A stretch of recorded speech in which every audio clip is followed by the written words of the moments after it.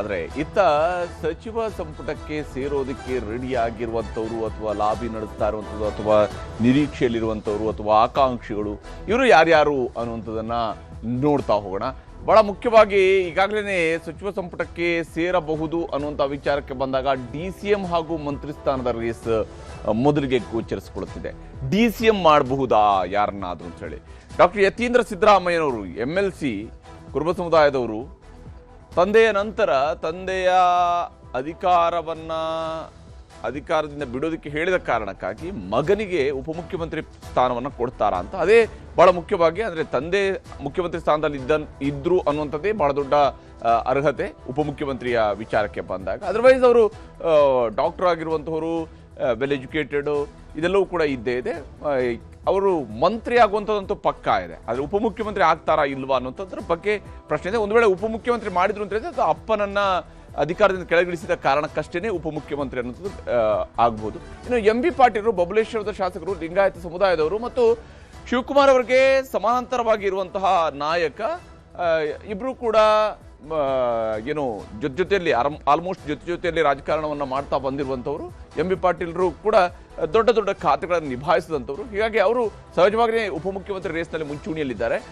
ಲಿಂಗಾಯತ ಸಮುದಾಯದ ಪ್ರಬಲ ನಾಯಕ ಕಾಂಗ್ರೆಸ್ನಲ್ಲಿ. ಇನ್ನು ಜಮೀರ್ ಅಹಮದ್ ಖಾನ್ ಅವರು ಚಾಮರಾಜಪೇಟೆ ಶಾಸಕ, ಮುಸ್ಲಿಂ ಕೆಟಗರಿಯಲ್ಲಿ ಅವರಿಗೆ ಉಪಮುಖ್ಯಮಂತ್ರಿ ಸ್ಥಾನ ಸಿಗುತ್ತಾ ಅನ್ನುವಂಥದ್ರ ಬಗ್ಗೆ ಒಂದು ಚರ್ಚೆ ನಡೀತಾ ಇದೆ. ಯಾಕಂದರೆ ಜಮೀರ್ ನೋ ಡೌಟ್ ಅವರು ಮುಸ್ಲಿಂ ಸಮುದಾಯದ ಅತ್ಯಂತ ಪಾಪ್ಯುಲರ್ ಲೀಡರ್ ಆಗಿ ಈಗಾಗಲೇ ಗುರುತಿಸ್ಕೊಂಡಿದ್ದಾರೆ ಕಾಂಗ್ರೆಸ್ನಲ್ಲಿ ಮತ್ತು ಸಚಿವರಾಗಿ ಕೂಡ ಕಾರ್ಯನಿರ್ವಹಿಸ್ತಾ ಇದ್ದಾರೆ. ಹಾಗೆಯೇ ಕೇವಲ ಮುಸ್ಲಿಂ ಇದರಲ್ಲಿ ಕೇವಲ ಅವರೊಬ್ಬರು ಮಾತ್ರ ಇಲ್ಲ. ಉಳ್ಳಾಲದ ಶಾಸಕರಾಗಿರ್ತಕ್ಕಂತಹ ಹಾಲಿ ಸ್ಪೀಕರ್ UT ಖಾದರ್ ಅವರು ಕೂಡ ಉಪಮುಖ್ಯಮಂತ್ರಿ ಸ್ಥಾನದ ರೇಸ್ನಲ್ಲೂ ಕೂಡ ಇದ್ದಾರೆ. ಅವರು ಮಂತ್ರಿ ಆಗುವಂಥದ್ದು ಬಹುತೇಕ ಪಕ್ಕ ಇದೆ. ಒಂದು ವೇಳೆ ಮುಸ್ಲಿಂ ಸಮುದಾಯಕ್ಕೂ ಉಪಮುಖ್ಯಮಂತ್ರಿ ಕೊಡದಿದ್ರೆ ಆಗ UT ಖಾದರ್ ಅವರ ಹೆಸರು ಕೂಡ ಮುಂಚೂಣಿಗೆ ಬರಬಹುದು. ಅತ್ಯಂತ ಹಿರಿಯ ನಾಯಕ ಪ್ಲಸ್ ಉತ್ಸಾಹಿ ನಾಯಕ. ಹೀಗಾಗಿ ಸಹಜವಾಗಿಯೇ ಅವರು ಕೂಡ ಈ ರೇಸ್ನಲ್ಲಿ ಇದ್ದಾರೆ. ಜಮೀರ್ ಅಥವಾ UT ಖಾದರ್ ಇಬ್ಬರಲ್ಲೂ ಒಬ್ಬರು ಆಗಬಹುದು ಅಂತ ಹೇಳಿ. ಇನ್ನು ಪ್ರಿಯಾಂಕ್ ಖರ್ಗೆ ಅವರು ಚಿತ್ತಾಪುರದ ಶಾಸಕರು, SC ಬಲಗೈ ಸಮುದಾಯದವರು, ಒಬ್ಬ ಸಚಿವರಾಗಿ ಚೆನ್ನಾಗಿ ಕೆಲಸ ಮಾಡಿದಂಥವ್ರು. ಅದು ಹಿಂದಿನ ಅವಧಿಯಲ್ಲಿ ಸಿದ್ದರಾಮಯ್ಯನವರ ಸಂಪುಟದಲ್ಲಿರ್ಬೋದು, ನಂತರ ಕುಮಾರಸ್ವಾಮಿ ಅವರ ಸಂಪುಟದಲ್ಲಿರ್ಬೋದು, ಹಾಗೆಯೇ ಈಗ ಸಿದ್ದರಾಮಯ್ಯನವರ ಸಂಪುಟದಲ್ಲಿರ್ಬೋದು ಒಳ್ಳೆಯ ಕೆಲಸವನ್ನು ಮಾಡ್ತಾ ಇರುವಂತಹ ಒಬ್ಬ ಉತ್ಸಾಹಿ ನಾಯಕ. ಆದರೆ ಅವ್ರನ್ನೂ ಕೂಡ ಉಪಮುಖ್ಯಮಂತ್ರಿ ಮಾಡಿದ್ರು ಅಂತ ಹೇಳಿದಾಗ ಬರುವಂತಹ ಬಹಳ ಮುಖ್ಯವಾದಂಥ ಪ್ರಶ್ನೆ ಅಂತ ಹೇಳಿದ್ರೆ ಅಪ್ಪ AICC ಆದ ಕಾರಣಕ್ಕಾಗಿಯೇ ಮಗ ಉಪಮುಖ್ಯಮಂತ್ರಿ ಅನ್ನುವಂಥದ್ದು ಹೊರತು ಬೇರೆನೇನು ಬರೋದಿಲ್ಲ, ಅರ್ಹತೆಗಳ ಹೊರತಾಗಿಯೂ ಕೂಡ. ಆದರೆ ಇನ್ನು DCM ಪ್ಲಸ್ ಮಂತ್ರಿ ಸ್ಥಾನದ ರೇಸ್ನಲ್ಲಿರುವಂಥವ್ರು, ಅದರಲ್ಲೂ ವಿಶೇಷವಾಗಿ ಮಂತ್ರಿ ಸ್ಥಾನದ ರೇಸ್ಗಿಂತ ಹೆಚ್ಚಾಗಿ ಇದು ಈ ಮೂವರು ನಾಯಕರು ಇವರು ಮಂತ್ರಿ ಸ್ಥಾನದ ರೇಸ್ನಲ್ಲೂ ಇರ್ತಾರೆ. ಹಾಗೆಯೇ ಈ ಮೂವರು ನಾಯಕರು ಕೂಡ ಸ್ಪೀಕರ್ ರೇಸ್ನಲ್ಲಿದ್ದಾರೆ. ಡಾಕ್ಟರ್ G ಪರಮೇಶ್ವರ್ ಅವರು ಇದ್ದಾರೆ, HK ಪಾಟೀಲ್ ಇದ್ದಾರೆ, ಹಾಗೆಯೇ ದಿನೇಶ್ ಗುಂಡೂರಾವ್ ಅವರು ರೇಸ್ನಲ್ಲಿ ಗೋಚರಿಸ್ತಾರೆ. ಮುಂದುವರೆದು ಇಲ್ಲಿ ಮಂತ್ರಿ ಸ್ಥಾನದ ರೇಸ್ನಲ್ಲಿರುವಂತಹ ವಿಚಾರಕ್ಕೆ ಬಂದಾಗ ಕೃಷ್ಣ ಬೈರೇಗೌಡರು ಬ್ಯಾಟರಾಯನಪುರದ ಶಾಸಕರು, ಒಬ್ಬ ಕಂದಾಯ ಸಚಿವರಾಗಿ ಅತ್ಯುತ್ತಮ ರೀತಿಯಲ್ಲಿ ಕಾರ್ಯನಿರ್ವಹಿಸ್ತಾ ಇರುವಂಥವರು ಕೃಷ್ಣ ಬೈರೇಗೌಡರು. ಕೆಲಸಗಾರ, ಇಡೀ ರಾಜ್ಯವನ್ನು ಸುತ್ತುತ್ತಾರೆ ಮತ್ತು ಬಹಳ ಸಿದ್ಧಾಂತಕ್ಕೂ ಬದ್ಧರಾಗಿರುವಂತಹ ವ್ಯಕ್ತಿ, ಕೆಲಸ ಮಾಡ್ತಾರೆ ಅನ್ನುವಂತಹ ಕಾರಣಕ್ಕಾಗಿ ಕೃಷ್ಣ ಬೈರೇಗೌಡರು ಸಹಜವಾಗಿಯೇ ಶಿವಕುಮಾರ್ ಅವರೊಂದು ಒಳ್ಳೆಯ ಆಡಳಿತವನ್ನು ಕೊಡಬೇಕು ಅಂತ ಹೇಳಿದ್ರೆ ಇಂತಹ ವ್ಯಕ್ತಿಗಳು ಆ ಸಂಪುಟದಲ್ಲಿ ಇರಲೇಬೇಕಾಗುತ್ತೆ. ಕೃಷ್ಣ ಬೈರೇಗೌಡರು ಇರ್ಬೋದು, ಅದು ಪ್ರಿಯಾಂಕ್ ಖರ್ಗೆ ಅವರೇ ಇರ್ಬೋದು. ಪ್ರಿಯಾಂಕ್ ಖರ್ಗೆ ಅವ್ರನ್ನ ಸೈದ್ಧಾಂತಿಕವಾಗಿ ವಿರೋಧಿಸುವಂಥವ್ರು ಯಾವ ಸ್ವರೂಪದಲ್ಲಿ ಬೇಕಿದ್ರು ಟೀಕೆ ಮಾಡ್ತಾ ಇರ್ಬೋದು. ಆದರೆ ಒಬ್ಬ ಆ ಖಾತೆಯನ್ನು ನಿಭಾಯಿಸಿದಂತಹ ಸಚಿವರಾಗಿ ಒಳ್ಳೆಯ ರೀತಿಯಲ್ಲಿ ನಿಭಾಯಿಸ್ತಾ ಇರುವಂಥದ್ದು ITBT ವಿಚಾರದಲ್ಲಿರ್ಬೋದು ಅಥವಾ ಗ್ರಾಮೀಣಾಭಿವೃದ್ಧಿ ಖಾತೆಯಲ್ಲಿ ಇರ್ಬೋದು. ಇನ್ನು ಸತೀಶ್ ಜಾರಕಿಹೊಳಿ ಅವರು ಯಮಕರಮರಡಿ ಶಾಸಕರು, ST ಸಮುದಾಯದವರು ಮತ್ತು ಲೋಕೋಪಯೋಗಿ ಸಚಿವರಾಗಿಯೂ ಕೂಡ ಚೆನ್ನಾಗಿ ಕೆಲಸ ಮಾಡ್ತಾ ಇರುವಂಥವ್ರು ಹಾಗೂ ಅತ್ಯಂತ ಪ್ರಭಾವಿ ನಾಯಕ, ಕಾಂಗ್ರೆಸ್ನ ಅತ್ಯಂತ ಪ್ರಭಾವಿ ನಾಯಕ. ಅವ್ರನ್ನೂ ಕೂಡ ಮಂತ್ರಿಮಂಡಲದಲ್ಲಿ ಇಟ್ಕೊಳ್ತಾರ ಅಥವಾ KPCC ಅಧ್ಯಕ್ಷರನ್ನಾಗಿ ಅವ್ರನ್ನ ಪರಿಗಣಿಸಿ ಕೇವಲ ಅಧ್ಯಕ್ಷ ಸ್ಥಾನಕ್ಕೆ ಮಾತ್ರ ಸೀಮಿತಗೊಳಿಸ್ತಾರ ಅನ್ನುವಂಥ ಪ್ರಶ್ನೆ ಇದೆ.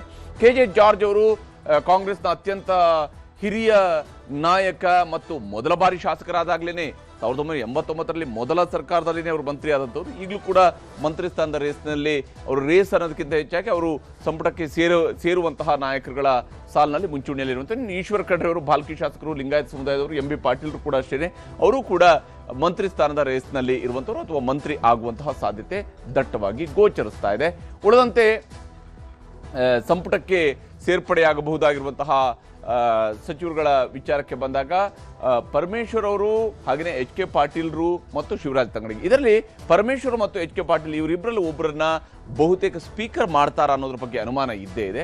ಎಚ್ ಕೆ ಪಾಟೀಲ್ರನ್ನು ಕೂಡ ಈ ಬಾರಿ ಅವರಿಗೆ ಸಂಪುಟದಲ್ಲಿ ಅವಕಾಶ ಸಿಗುತ್ತಾ ಅಥವಾ ಬೇರೆಯವರಿಗೆ ಹೊಸಬರಿಗೆ ಅವಕಾಶ ಕೊಡುವಂತಹ ಸಾಧ್ಯತೆ ಇದೆ. ಶಿವರಾಜ್ ತಂಗಡಗಿ ಅವರ ಹೆಸರು ಕೂಡ ಮುಂಚೂಣಿಯಲ್ಲಿದೆ, ಯಾಕೆಂದ್ರೆ ಭೋವಿ ಸಮುದಾಯದಿಂದ ಅವರೊಬ್ಬರು ಮಾತ್ರ ಇರೋದ ಕಾರಣಕ್ಕಾಗಿ. ಆದರೆ ಬಹುತೇಕ ಕೊಪ್ಪಳದಿಂದ ಅವರಿಗೆ ಕೈ ತಪ್ಪುವ ಸಾಧ್ಯತೆ ಇದೆ. ಚಲುವರಾಯಸ್ವಾಮಿ ಅವರು ನಾಗಮಂಗಲದ ಶಾಸಕರು, ಮಂಡ್ಯ ಜಿಲ್ಲೆಯ ಪ್ರಾತಿನಿಧ್ಯದಲ್ಲಿ ಅವರು ಮುಂಚೂಣಿಯಲ್ಲಿರುವಂಥವರು ಚಲುವರಾಯಸ್ವಾಮಿ. ಇನ್ನು ಮಂಕಾಳ ವೈದ್ಯ ಭಟ್ಕಳದ ಶಾಸಕರು, ಮಗುವೀರ ಸಮುದಾಯದಿಂದ ಒಂದು ಪ್ರಾತಿನಿಧ್ಯ ಕೊಡುವ ನಿಟ್ಟಿನಲ್ಲೂ ಕೂಡ ಮಂಕಾಳ ವೈದ್ಯ ಅವರ ಹೆಸರು ಮುಂಚೂಣಿಯಿದೆ. ರಾಮಲಿಂಗಾರೆಡ್ಡಿ ಅವರು BTM ಲೇಔಟ್ ಶಾಸಕರು, ಸಾರಿಗೆ ಸಚಿವರಾಗಿ ಪ್ಲಸ್ ಮುಜರಾಯಿ ಸಚಿವರಾಗಿ ಬಹಳ ಚೆನ್ನಾಗಿ ಕೆಲಸವನ್ನು ನಿಭಾಯಿಸಿಕೊಂಡು ಬಂದಿರುವಂಥವ್ರು ಮತ್ತು ವಿಶೇಷವಾಗಿ ಶಕ್ತಿ ಯೋಜನೆಯನ್ನು ಯಶಸ್ವಿಯಾಗಿ ಜಾರಿಗೊಳಿಸುವಂತಹ ಕೆಲಸವನ್ನ ರಾಮಲಿಂಗಾರೆಡ್ಡಿ ಅವರು ಮಾಡಿದ್ದಾರೆ. ಈ ಕಾರಣಕ್ಕಾಗಿ ಅವರು ಸಹಜವಾಗಿಯೇ ಮಂತ್ರಿ ಸ್ಥಾನದ ನಿರೀಕ್ಷೆಯಲ್ಲಿದ್ದಾರೆ ಮತ್ತು ಒಳ್ಳೆಯ ಪೋರ್ಟ್ಫೋಲಿಯೋದ ನಿರೀಕ್ಷೆಯಲ್ಲಿದ್ದಾರೆ. ಸಾರಿಗೆ ಅವರಿಗೆ ಇಷ್ಟದ ಖಾತೆಯಾಗಿ ಉಳ್ಕೊಂಡಿಲ್ಲ. ಹಾಗೆಯೇ ಮುಂದುವರೆದು ಜಮೀರ್ ಅಹಮದ್ ಖಾನ್ ಹಾಗೆಯೇ ರಾಮಲಿಂಗಾರೆಡ್ಡಿ ಇವರು ಮಂತ್ರಿಗಳಾಗಿ ಆಗಬಹುದು. ಇನ್ನು ರೀ ಎಂಟ್ರಿಯ ವಿಚಾರಕ್ಕೆ ಬಂದಾಗಲೂ ಕೂಡ ಅಫ್ಕೋರ್ಸ್ ಮತ್ತೆ ಜಮೀರ್ ಅಹಮದ್ ಖಾನ್ ಹಾಗೆ ರಾಮಲಿಂಗಾರೆಡ್ಡಿ ಅವರು ರೀ ಎಂಟ್ರಿಯನ್ನು ಪಡ್ಕೊಳ್ಬಹುದು, ಸಂಪುಟಕ್ಕೆ ಮರು ಆಯ್ಕೆ ಆಗಬಹುದು. ಇನ್ನು KH ಮುನಿಯಪ್ಪ ಅವರು ಮಾಜಿ ಸಚಿವ, ಅವರ ಬದಲಿಗೆ ಈಗ ರೂಪಾ ಶಶಿಧರ್ ಅವರಿಗೆ ಅವಕಾಶ ಸಿಗಬಹುದು. ದೇವನಹಳ್ಳಿ ಶಾಸಕರ ಬದಲಿಗೆ KGF ಶಾಸಕಿಗೆ ಅವಕಾಶ ಸಿಗಬಹುದು. ಅಪ್ಪನ ಬದಲು ಮಗಳು ಮಂತ್ರಿ ಆಗಬಹುದು ಅನ್ನುವಂತಹ ನಿರೀಕ್ಷೆ ಇರುವಂಥದ್ದು. ಇನ್ನು ಇದು ಒಂದು ಬದಲಾವಣೆ ಮತ್ತು ಇನ್ನು ಕೆಲವೊಂದು ಜಿಲ್ಲೆಗಳಲ್ಲೂ ಕೂಡ ಕೆಲವು ಬದಲಾವಣೆಗಳು ಆಗುವಂತಹ ಸಾಧ್ಯತೆ ಇದೆ. ಅದರಲ್ಲಿ ಗೋಚರಿಸ್ತಾ ಇರುವಂತಹ ಹೆಸರುಗಳನ್ನು ನೋಡಿದಾಗ ಉದಾಹರಣೆಗೆ ಲಕ್ಷ್ಮೀ ಹೆಬ್ಬಾಳ್ಕರ್ ಅವರು ಬದಲಿಗೆ ಲಕ್ಷ್ಮಣ ಸವದಿ ಅವರಿಗೆ ಈ ಬಾರಿ ಬೆಳಗಾವಿಯಿಂದ ಪ್ರಾತಿನಿಧ್ಯ ಸಿಗಬಹುದು ಅನ್ನುವಂತಹ ನಿರೀಕ್ಷೆ ಇದೆ. ಇನ್ನು ಆಕಾಂಕ್ಷಿಗಳು ಏನೇನು ಹೇಳ್ತಿದ್ದಾರೆ ಅನ್ನೋದು ಕೂಡ ನಿಮಗೆ ತೋರಿಸ್ತೀನಿ. ನಿಷ್ಠಾವಂತ ಕಾರ್ಯಕರ್ತನೂ ಇದ್ದೇನೆ. ಅದೇ ರೀತಿಯಲ್ಲಿ ಅಖಿಲ ಭಾರತ ವೀರಶೈವ ಲಿಂಗಾಯತ ಮಹಾಸಭೆಯ ಅಧ್ಯಕ್ಷನಾಗಿಯೂ ಇವತ್ತು ನಮ್ಮ ಸಮುದಾಯದ ಎಲ್ಲರ ಒಂದು ಅಭಿಪ್ರಾಯ ಇದೆ. ಯಾವ ಹುದ್ದೆ ಕೊಟ್ಟರು ನಿಭಾಯಿಸಲಿಕ್ಕೆ ಸಿದ್ಧನಾಗಿದ್ದೇನೆ. ಹೆಚ್ಚಿನ ಒಂದು ಜವಾಬ್ದಾರಿ ಕೊಟ್ಟರು ಅತ್ಯಂತ ಉತ್ತಮವಾಗಿ ದಕ್ಷತೆಯನ್ನು ನಿಭಾಯಿಸ್ತೇನೆ ಅನ್ನುವಂಥ ಮಾತನ್ನು ಹೇಳಿಕೆ ಬಯಸ್ತೇನೆ. ಮಂತ್ರಿ ಸ್ಥಾನದ ಆಕಾಂಕ್ಷಿ ಇದ್ದೀನಿ, ಇಲ್ಲ ಅಂತ ಯಾಕೆ ಹೇಳಿದಾನೆ? ಯಾಕೆ ನಾನು ರಾಜಕೀಯದಲ್ಲಿ ಇದ್ದೀನಿ. 1972ರಿಂದ ಯುವ ಕಾಂಗ್ರೆಸ್ ಅಧ್ಯಕ್ಷನಾಗಿ, ಬ್ಲಾಕ್ ಕಾಂಗ್ರೆಸ್ ಜನರಲ್ ಸೆಕ್ರೆಟರಿಯಾಗಿ, ಜಿಲ್ಲಾ ಕಾಂಗ್ರೆಸ್ ಅಧ್ಯಕ್ಷನಾಗಿ ಮತ್ತು KPCC ಜನರಲ್ ಸೆಕ್ರೆಟರಿಯಾಗಿ, ಆರ್ಗನೈಸ್ ಸೆಕ್ರೆಟರಿಯಾಗಿ, ಅನೇಕ ಅಬ್ಸರ್ವರ್ ಆಗಿ ಕೂಡ ಕೆಲಸ ಮಾಡಿದ್ದೀನಿ. ವಿಧಾನ ಪರಿಷತ್ತಿನ ಸದಸ್ಯನಾಗಿ ಕೂಡ 6 ವರ್ಷಗಳ ಕಾಲ ಇದ್ದೀನಿ. ಈಗ ವಿಧಾನಸಭೆ ಸದಸ್ಯನಾಗಿದ್ದೀನಿ. ಹೀಗೆ ಆಕಾಂಕ್ಷಿಗಳು ತಮ್ಮದೇ ಆದಂತಹ ಪ್ರೊಫೈಲ್ಗಳನ್ನು ರೆಡಿ ಮಾಡಿ ಹೇಳ್ತಾ ಇದ್ದಾರೆ. ಬಹಳಷ್ಟು ಜನ ಶಾಸಕರುಗಳು ಈಗಾಗಲೇ ಮಂತ್ರಿ ಪದವಿಯ ನಿರೀಕ್ಷೆಯನ್ನು ಇಟ್ಕೊಂಡಿದ್ದಾರೆ. ಯಾರಿಗೆಲ್ಲ ಮಂತ್ರಿಗೆ ಸಿಗುತ್ತೆ ನೋಡಬೇಕಾಗಿದೆ.